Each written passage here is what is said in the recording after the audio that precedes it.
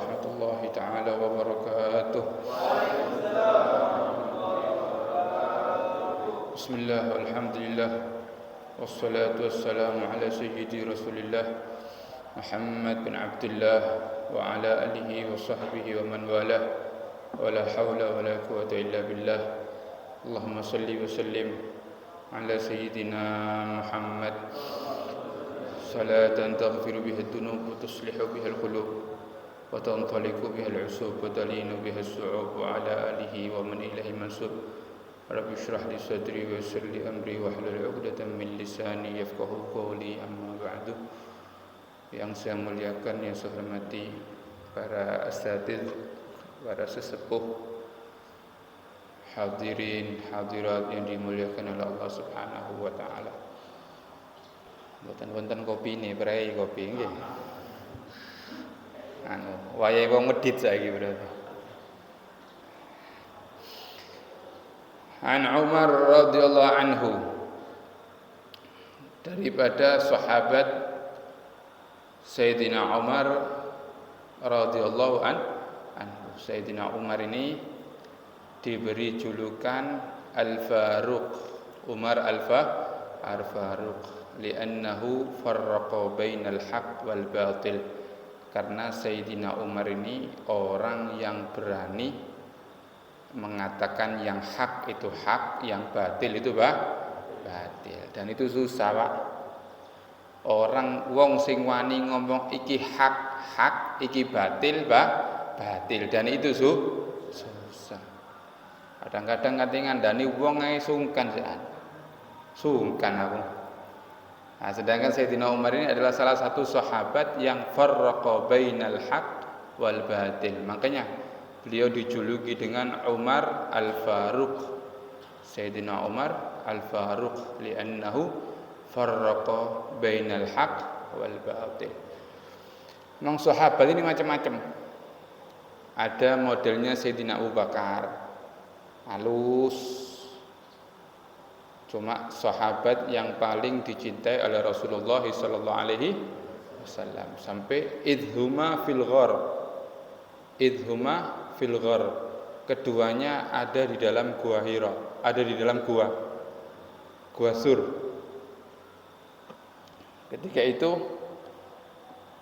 Ketika pas Kanjeng Nabi dikejar sama orang-orang kafir Quraisy, akhirnya Kanjeng Nabi masuk ke satu gua namanya Gua Sur. Kanjeng Nabi sama Sayyidina Abu Bakar betul-betul capek. Akhirnya Kanjeng Nabi tidur ada di pangkuannya Sayyidina Abu Bakar As-Siddiq. Karena ada lubang, dalam lubang itu isinya ular. Ya ularnya padang pasir iki ganas, Pak. Lah ular ijo sih enak sih paling mlebu RSUD Bangil sih. Ini ular padang pasir ini.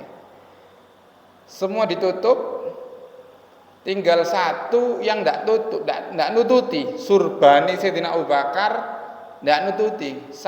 Ada satu lubang yang tidak bisa ditutup. Takut ular itu keluar. Akhirnya kakinya Sayyidina Abu Bakar diselonjorkan, ditutup lubang itu sama kakinya Sayyidina Abu Bakar As-Siddiq. Kanjeng Nabi tidur di pangkuannya, karena capek Kanjeng Nabi tidur. Dipatok kakinya Sayyidina Abu Bakar, sampai wajahnya Sayyidina Abu Bakar biru. Sayyidina Abu Bakar ndak gerak, ndak ngomong aduh, ndak. Takut kalau ngomong aduh Kanjeng Nabi bangun. Aduh. Nah, kini cokot semut wis rame, aduh. Semut apa lagi? Kan gitu. Ini digigit ular, tidak mau mengatakan aduh, bahkan tidak mau bergerak. Takut Kanjeng Nabi bangun. Sampai tidak kuat, sampai menetes air matanya Sayyidina Abu Bakar.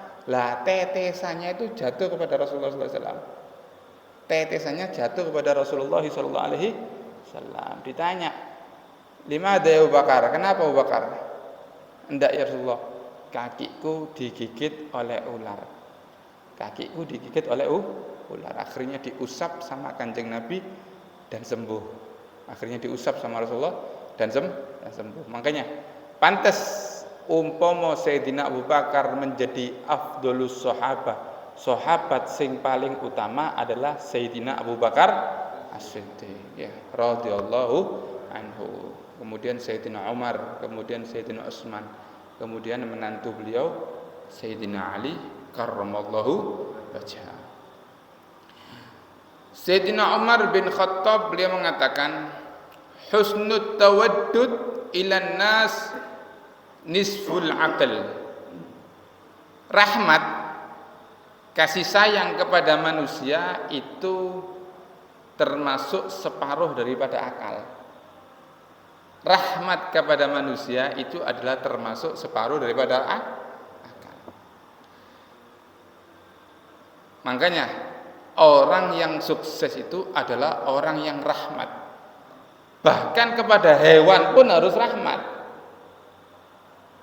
Kanjeng Nabi ketika ada cuka, tidak ada makanan pun yang dimakan sama kanjeng Nabi cuma cuka. Nopos ucapannya Rasulullah, nikmal idam alkhol. Nyenengno bojone. Makanan yang paling enak adalah cuka. Saking rahmatnya Rasulullah kepada istrinya.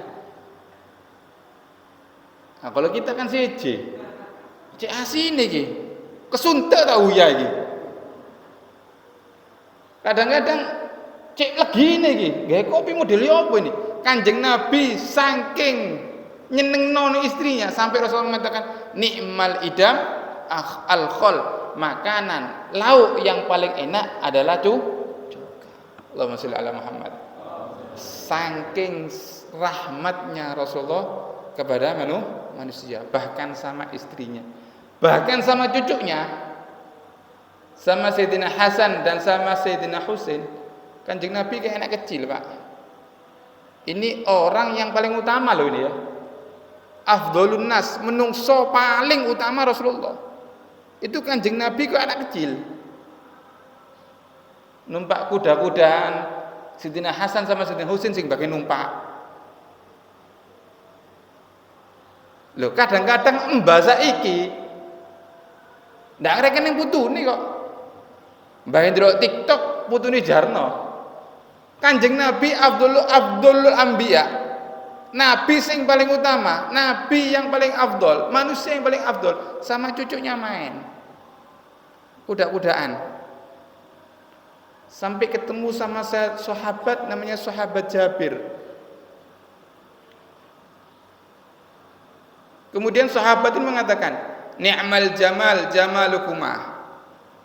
Sebaik-baiknya kendaraan adalah kendaraan kamu berdua, Hasan sama Husain. Maksudnya Rasulullah. Apa jawabannya Rasulullah? Ni'mar raqibani huma. Sebagus-bagusnya orang yang naik adalah mereka berdua, Hasan dan Husain. Sama anak kecil rahmat Rasulullah sallallahu alaihi wasallam. Bahkan ada anak yatim ketika riaya begini dipanggil sama Nabi. Bapakmu mana? Kata anak ini, bapak saya meninggal dunia Rasulullah karena jihad. Sekarang bapakmu adalah aku. Dibelikan baju baru. Anak ini mengatakan, Rasulullah mengatakan, katakan kepada orang-orang, bapakmu adalah Muhammad bin Abdullah. Muhammad bin Abdullah. Saking rahmatnya kepada anak kecil. Mudah-mudahan kita bisa niru ya. Amin Allahumma amin. Ada satu kiai dulu, amalan ini gampang. Ada satu kiai dulu kemana-mana bak permen. Bisa kresek, Pak. Kalau mau ditiru monggo. Jadi kalau kiai ini undangan kemana-mana bak permen. Berangkat ke sana undangan bawa permen satu kresek. Berangkat ke sana bawa permen satu kresek. Nanti kalau berangkat undangan ketemu anak-anak kasih permen satu. Mek permen mekan. Lah wong tuwa kayak permen biasa pisan. Oh, wis biasa permen kare loro untu tambah. Tapi kalau anak-anak loh, bahagianya anak ketika kasih permen. Akhirnya dia meninggal dalam keadaan husnul khotimah, bagus meninggalnya karena rahmat kepada anak-anak. Makanya ya, rahmat itu separuh daripada akal. Eman, kalau rahmat kepada anak-anak bagus, rahmat kepada istri bagus, rahmat kepada suami bagus, bahkan rahmat kepada binatang pun harus. Rahmat kepada binatang pun harus. Al-Imam Ghazali ketika itu ada satu ulama mimpi Imam Ghazali, "Ma fa'alallahu bik?" Ya Imam, bagaimana kamu keadaanmu di akhirat bagaimana? Akhirnya Imam Ghazali mengatakan, "Dakhaltul jannah." Aku masuk surga karena aku mempunyai satu manfaat. Aku dimasukkan surga oleh Allah. Ketika itu aku lagi ngarang kitab. Ada satu laler menclok. Nggak dijarno, nggak diusir, dibiarkan. Aku masuk surga gara-gara aku membiarkan laler menclok, nggak tak usir. Laler menclok, nggak tak usir ya. Mudah-mudahan isok rahmat. Ya, wajah pitik ketekan, waduh laler cek nyamuk gak iso sampean ketika rahmatan bendul kabeh moro ya. Rahmat kau lebih ndak apa masih abu kabeh, ndak apa ndak tak kepuk nyamuk iki bendul kabeh moro. Itu yang pertama. Rahmat kepada manusia atau kepada hewan atau kepada siapapun adalah termasuk separuh daripada akal. Wa husnus su'al, bagus dalam bertanya atau orang yang bertanya, pertanyaan yang bagus itu nisful ilm, separuh daripada ilmu. Apakah boleh orang bertanya? Boleh. Cuma kalau takon tok ya gak api. Setiap ketemu orang didedes. Bagaimana Pak Ustadz? Ini. Bagaimana Pak Ustadz? Ini. Gak boleh. Tapi kalau sekali-kali bertanya gak apa? Kalau tidak tahu, fas'alu ahla dzikri in kuntum la ta'lam. Tanyakan kepada orang yang mengerti jika kamu tidak mengetahui. Tanya itu bagus. Bagus. Makanya ini mengatakan pertanyaan itu separuh daripada ilmu. Pertanyaan itu separuh daripada ilmu. Kalau ada santri wis ngerti gak ngerti pokoknya mantuk aku. Nah, ini berarti belain ini.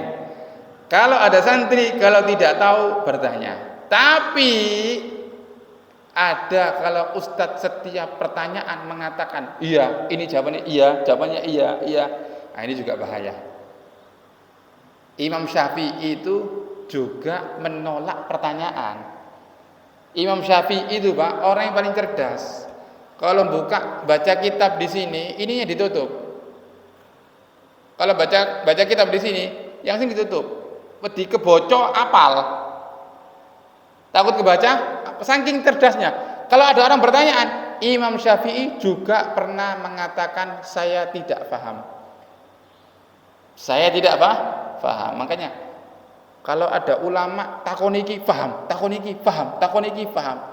Nah, itu juga berbahaya. Imam Syafi'i juga pernah tidak paham. Wis gak pati pinter sombong maneh, gak gelem takon iki repot. Ya, sudah gak pati pinter, sombong lagi gak mau tanya. Ada satu orang pernah saya nemukan orang, ada satu ustadz sholat bawa Quran. Sing gak pati pinter iki bagian rame. Wah gak sah, sembahyang kok nggawa Quran.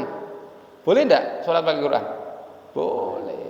Yang penting gak joget-joget. Kalau 3 kali gerakan baru gak boleh. Kalau 3 kali gerakan baru tidak berturut-turut. Kalau Quran, sholat bawa Quran, boleh. Ana wonten tiyang sing mboten pati ngerti rame. Gak sah iki. Sembahyang kok baca Quran, nggawa Quran gak sah ini. Nah, inilah ki jenenge wong bodoh tapi keminter.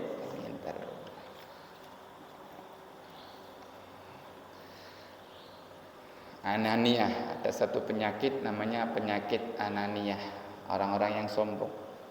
Ada satu penyakit namanya penyakit ananiyah. Saya ini Beb, acara ini Beb, gara-gara saya Beb.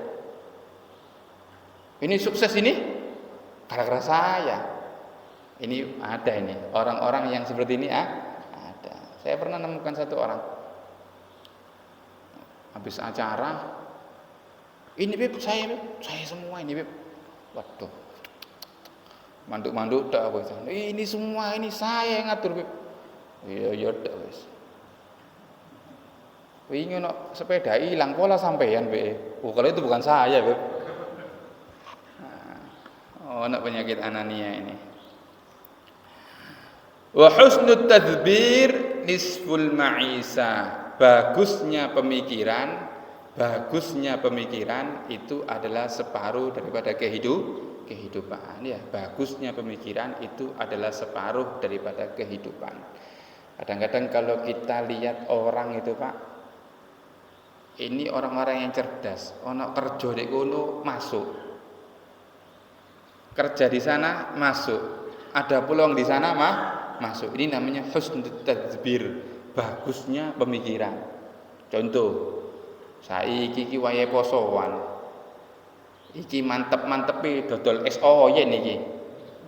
Ini nisful ma'isah ini sudah separuh kehidupannya sudah pinter dia. Iki saiki musim-musime panen sapi dolat hae iki. Enak ternak sapi iki gawe kurban di masjid ini. Ini namanya husnul tadbir. Pemikirannya pinter. Pinter dan itu nisful ma'isah, separuh daripada kehidupannya. Kadang-kadang Allah itu juga memberikan manusia gampang kalau rezeki, Pak. Kadang-kadang ono sing soro masih montang-manting gak pati oleh ono. Saya punya tetangga itu dodol manuk sampai 200 juta. Cek gampang ya wong iki. Dodol manuk nang Palembang mulai 200 juta. Sampai ke Singapura pulang 300. Ki duit model apa cek gampang itu dodol manuk tok iki. Lho sedangkan kula dodol sarung 7 tahun gak mandi-mandi ngene sarung iki. Kemarin dodol sarung gak usah kodi wis setengah kodi mian. Nah, ini namanya husnul tadbir, pemikirannya kurang bagus ya. Kula gak pati iso kerja soalnya, jujur-jujuran ae.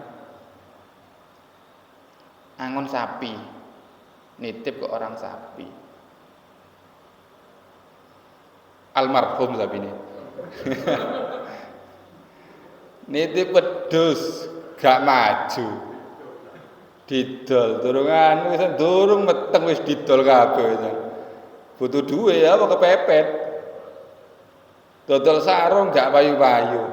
Harus husnul tadbirnya iki berarti pemikirannya kurang matang aja ini. Buat dodol SOY ne meni wis dodol SOY. Insyaallah manfaat. Amin Allahumma amin. Pun nggih. Mboten suwe-suwe. Kula dhewe ngantuk, panjenengan koyo ngantuk. Kula niki mboten tilem. Bengi dugi Tengger mulai jam 1:00. Makanya kula buka WA-ne Pak Yahya iki wis WA dadi mulai jam 1:00. Nggih untung slamet. Dalane munggah mudhun pisan. Insyaallah manfaat. Amin Allahumma amin. Rabbana fa'na bi barakatihim. واهدنا الحسنى بحرمتهم وأمتنا في طريقتهم ومعافاتهم في هذا مني والسلام عليكم ورحمة الله تعالى وبركاته.